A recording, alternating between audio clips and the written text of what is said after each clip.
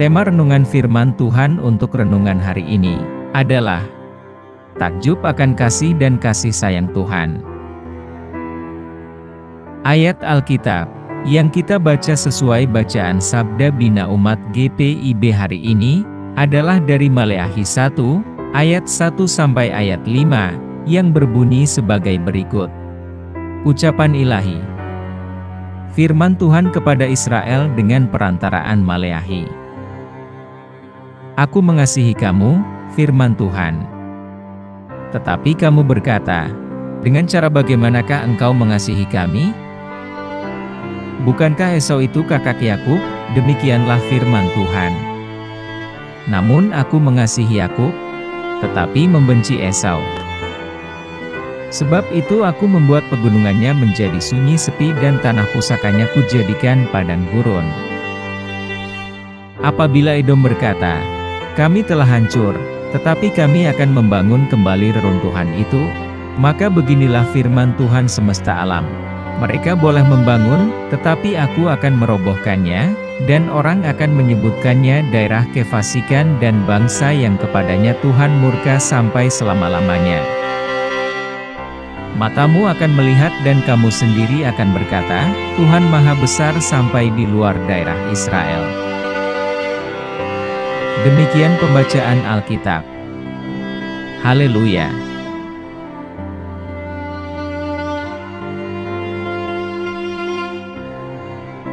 Apa isi firman Tuhan ini dan tentang apa? Ayat-ayat ini berisi nubuatan dari Maleakhi yang Tuhan sampaikan kepada umat Israel. Tuhan mulai dengan menegaskan kasih-Nya kepada Israel, tetapi Israel mempertanyakan bagaimana Tuhan telah mengasihi mereka. Tuhan menanggapi dengan mengingatkan mereka tentang sejarah Yakub dan Esau, saudara kandung, dari ibu dan ayah yang sama. Tuhan menyatakan bahwa Dia memilih untuk mencintai Yakub tetapi membenci Esau, dan dengan demikian tanah Esau dihancurkan, dan warisannya menjadi rumah bagi serigala dan hewan liar. Meskipun kemudian, Edom, keturunan Esau, berusaha membangun kembali negeri mereka, Tuhan akan meruntuhkannya, dan selanjutnya, mereka akan dikenal sebagai wilayah yang jahat, selamanya berada di bawah penghakiman Allah. Perikop ini menyoroti kedaulatan Allah dalam memilih siapa yang akan dikasihi, dan mendapatkan kebenarannya dalam menghukum kejahatan. Kasih Tuhan bagi kita adalah topik yang tidak akan pernah habis, dan kita perlu terus merenungkannya setiap hari. Itu adalah kasih yang teguh dan kokoh, tidak berubah, dan tidak pernah berakhir. Itu adalah cinta kasih yang tidak mengenal batas, dan itu adalah cinta yang selalu tersedia bagi kita, terlepas dari keadaan atau status kita. Apa saja ciri-ciri kasih Allah itu? Kasih Allah adalah sebuah pilihan. Kitab Maleakhi dimulai dengan Allah menyatakan kasih-Nya kepada Israel. Namun, orang-orang menanggapi dengan skeptis, dan bertanya, bagaimana Anda mencintai kami? Mereka tidak yakin tentang kasih Tuhan bagi mereka. Tapi, Tuhan langsung menanggapinya. Dia mengingatkan mereka tentang kisah Yakub dan Esau, dan bagaimana Dia memilih untuk mengasihi Yakub, meskipun Esau adalah saudara kandungnya.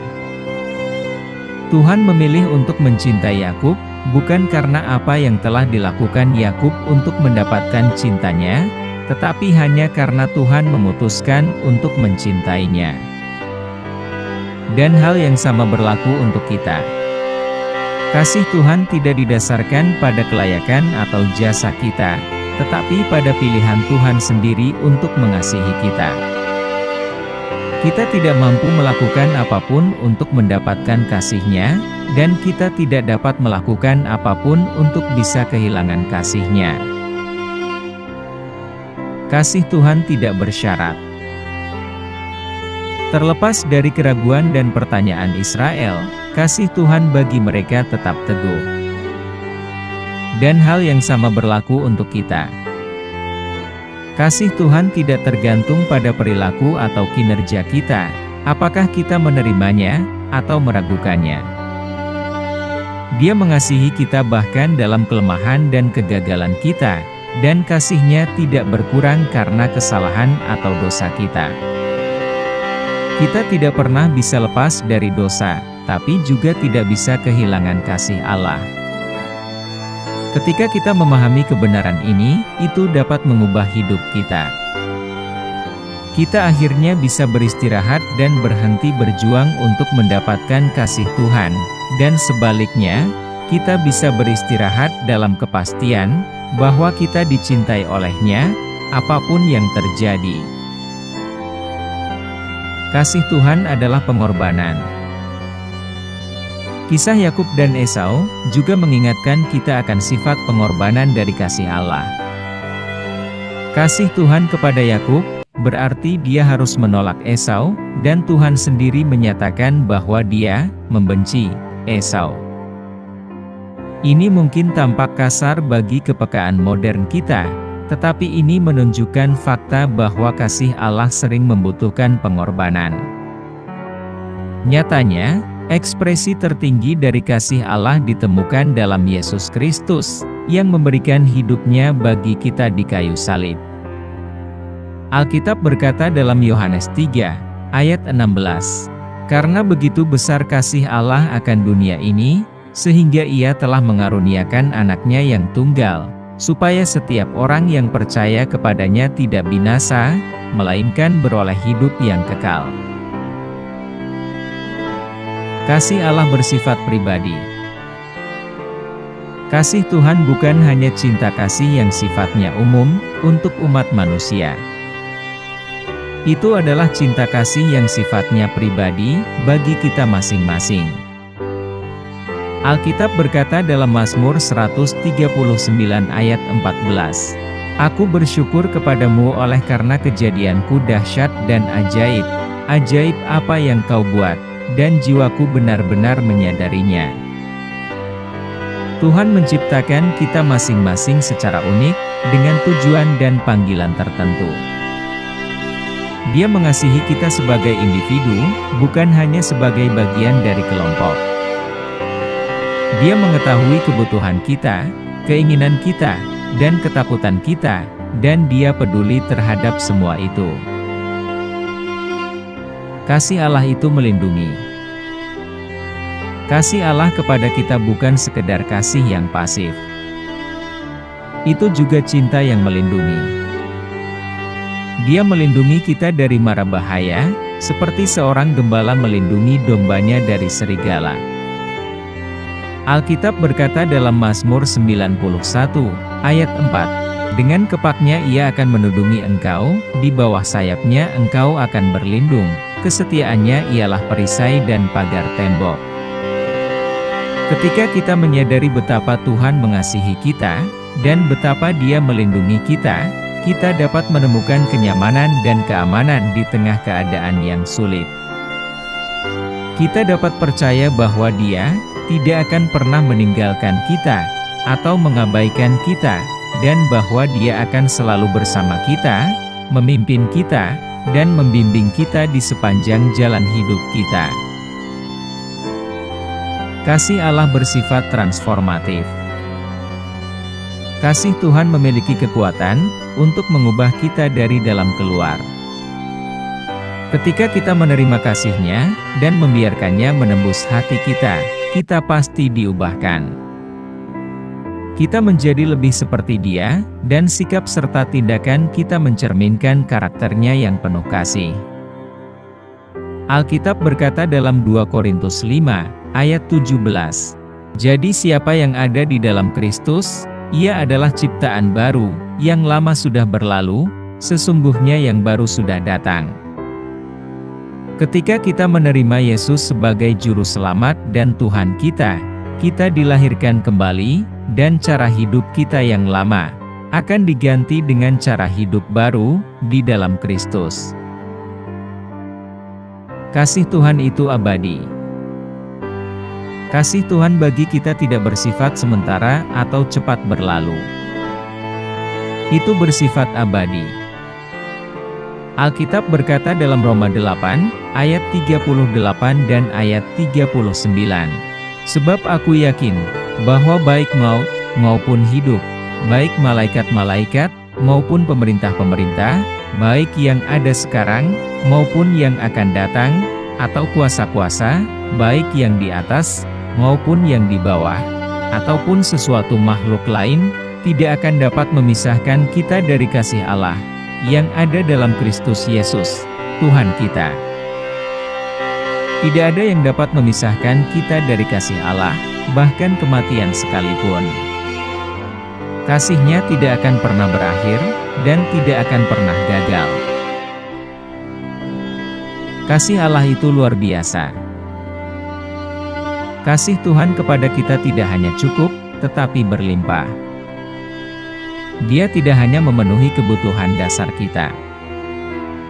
Dia melampaui dan berlebihan dalam menghujani kita dengan berkat dan kebaikan.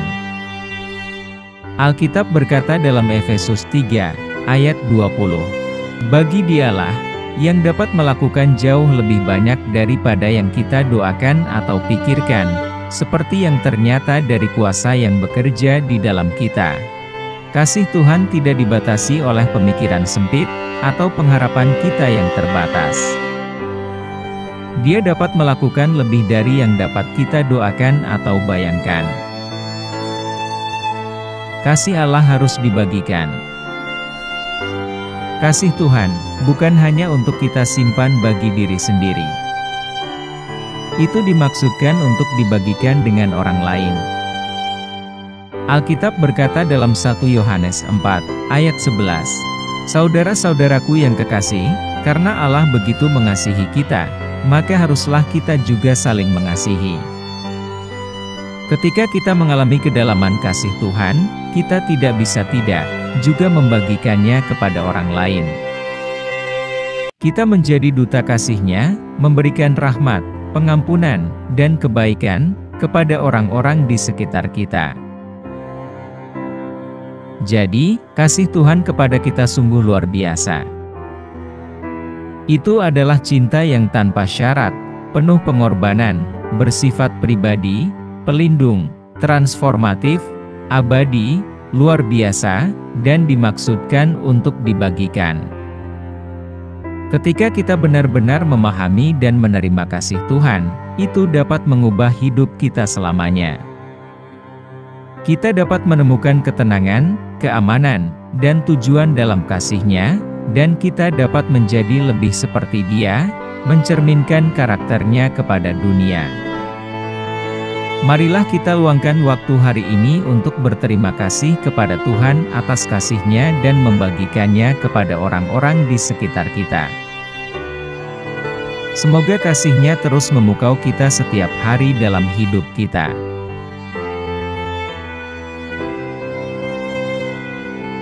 Apa pesan Tuhan untuk kita? Pesan yang Tuhan sampaikan melalui Maleakhi 1, ayat 1 sampai ayat 5, sama relevannya bagi kita hari ini, sama seperti bagi bangsa Israel ribuan tahun yang lalu. Dalam perikop ini, Allah mengkonfrontasi umat Israel atas kesombongan dan kegagalan mereka untuk mengenali dan menanggapi kasih-Nya yang besar. Pesan Tuhan kepada kita hari ini jelas. Kesombongan adalah kekuatan yang berbahaya dan merusak, yang dapat membutakan kita terhadap realitas kasih Tuhan, dan kebutuhan kita akan cinta itu sendiri. Ketika kita dipenuhi dengan kesombongan, kita menjadi egois, angkuh, dan tidak tahu berterima kasih, gagal mengakui banyak cara yang telah Tuhan berkati dan sediakan bagi kita. Kasih Allah bagi kita sangat luas, dalam, dan tak berkesudahan. Dia telah menunjukkan kepada kita kasih-Nya melalui pemberian putranya, Yesus Kristus, yang mati di kayu salib untuk dosa-dosa kita, dan bangkit kembali, mengalahkan maut, dan menawarkan hidup kekal kepada kita. Dia terus menunjukkan kasih-Nya kepada kita melalui penyediaan, perlindungan, dan bimbingannya dalam kehidupan kita sehari-hari. Untuk menghindari kesombongan, dan melihat serta menanggapi kasih Tuhan, kita harus memupuk semangat kerendahan hati dan rasa syukur. Kita harus menyadari bahwa semua yang kita miliki, berasal dari Tuhan, dan bahwa kita bukan apa-apa tanpa Dia. Kita harus mengakui keberdosaan kita, dan kebutuhan kita akan seorang juru selamat, dan berpaling kepada Yesus Kristus dalam iman dan pertobatan. Saat kita bertumbuh dalam kerendahan hati dan rasa syukur, kita akan mulai melihat dunia melalui lensa kasih Allah. Kita akan melihat banyak cara Dia bekerja dalam hidup kita, dan kehidupan orang-orang di sekitar kita, dan kita akan menanggapinya dengan sukacita, ucapan syukur, dan ketaatan. Apa yang harus kita terapkan dalam kehidupan kita? Pertama dan terutama, kita harus menerima kasih dan sayang Tuhan dengan rasa syukur dan kerendahan hati. Kita harus mengakui bahwa kita tidak layak menerima kasih-Nya, dan hanya melalui kasih karunia dan kemurahan-Nya, kita telah diselamatkan. Kedua, kita harus menanggapi kasih Allah dengan membalas kasih-Nya.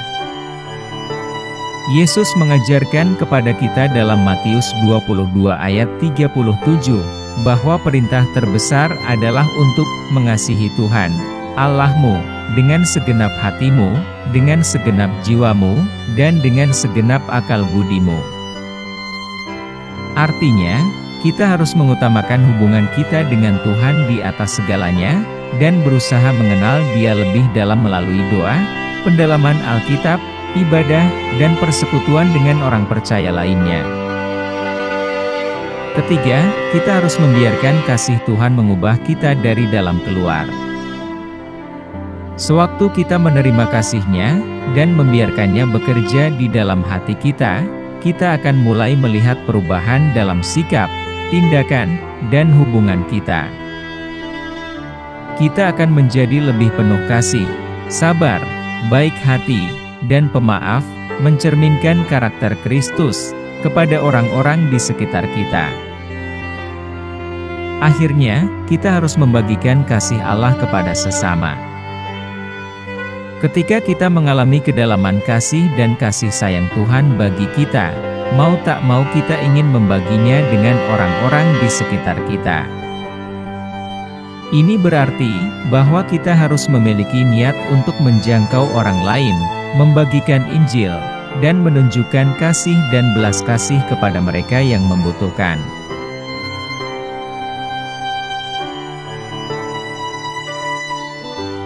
Doa hari ini. Tuhan Yesus, terima kasih atas cinta dan kasih sayang-Mu yang tak terbatas kepada kami. Bantu kami untuk menerimanya dengan rasa terima kasih dan kerendahan hati, dan untuk menanggapinya dengan mencintai Tuhan sebagai balasannya. Ubah hati kami, sehingga kami dapat mencerminkan cinta-Mu kepada orang-orang di sekitar kami. Beri kami keberanian dan kekuatan untuk berbagi cinta-Mu dengan orang lain, dan membawa kemuliaan bagi nama-Mu dalam semua yang kami lakukan. Kami pohonkan doa ini dalam nama Yesus Kristus, Tuhan dan Juru Selamat kami. Amin. Kiranya Tuhan menguatkan kita, dan kasih karunia Tuhan Yesus menyertai kita.